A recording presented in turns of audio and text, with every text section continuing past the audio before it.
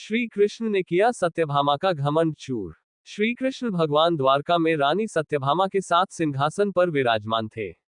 निकट ही गरुड़ और सुदर्शन चक्र भी बैठे हुए थे। तीनों के चेहरे पर दिव्य तेज झलक रहा था।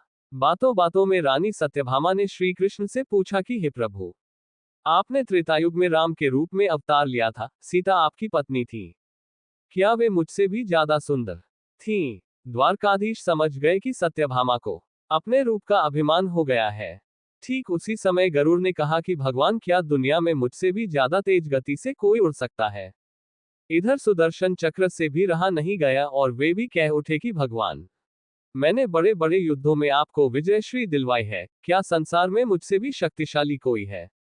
भगवान मन ही मन मुस्कुरा रहे थे। वे जान रहे थे कि उनके इन तीनों भक्तों को अहंकार हो गया है और इनका अहंकार नष्ट करने का समय आ गया है। ऐसा सोचकर उन्होंने गरुड़ से कहा कि हे गरुड़, तुम हनुमान के पास जाओ और कहना कि भगवान राम माता सीता के साथ उनकी प्रतीक्षा कर रहे हैं।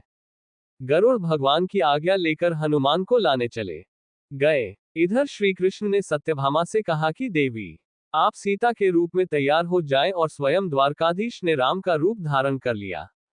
मधुसूदन ने सुदर्शन चक्र को आज्ञा देते हुए कहा कि तुम महल के प्रवेश द्वार पर पहरा दो और ध्यान रहे कि मेरी आज्ञा के बिना महल में कोई प्रवेश न करे। भगवान की आज्ञा पाकर चक्र महल के प्रवेश द्वार पर तैनात हो गए। गरुड़ ने हनुमान के पास पहुंचकर कहा कि हे वानर श्रेष्ठ, भगवान राम माता सीता के साथ द्वारका में आपसे मिलने के लिए प्रतीक्षा कर रहे हैं। आप मेरे साथ चले, मैं आपको अपनी पीठ पर बैठाकर शीघ्र ही वहां ले जाऊंगा। हनुमान ने विनयपूर्वक गरुड़ से कहा, आप चलिए, मैं आता हूं। गरुड़ ने सोचा, पता नहीं ये बूढ़ा वानर कब पहुंचेगा, खैर मैं भगवान के पास चलता हूं। ये सोचकर गरुड़ शीघ्रता से द्वारका की ओर उड़े। पर यह क्या, महल में पहुंचकर गरुड़ देखते हैं कि हनुमान तो उनसे पहले ही महल में प्रभु के सामने बैठे हैं। गरुड़ का सिर लज्जा से झुक गया। तभी श्रीराम ने हनुमान से कहा कि पवन पुत्र, तुम बिना आज्ञा के महल में कैसे प्रवेश कर गए? क्या तुम्हें किसी ने प्रवेश द्वार पर रोका नहीं? हनुमान ने हाथ जोड़ते हुए सिर झुकाकर अपने मुंह से सुदर्शन चक्र को निकालकर प्रभु के सामने रख दिया। हनुमान ने कहा कि प्रभु, आपसे मिलने से मुझे इस चक्र ने रोका था, इसलिए इसे मुंह में रख मैं आपसे मिलने आ गया। मुझे क्षमा करें। भगवान मन ही मन मुस्कुराने लगे।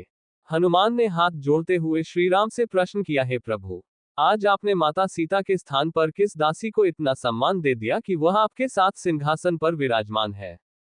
अब रानी सत्यभामा का अहंकार भंग होने की बारी थी।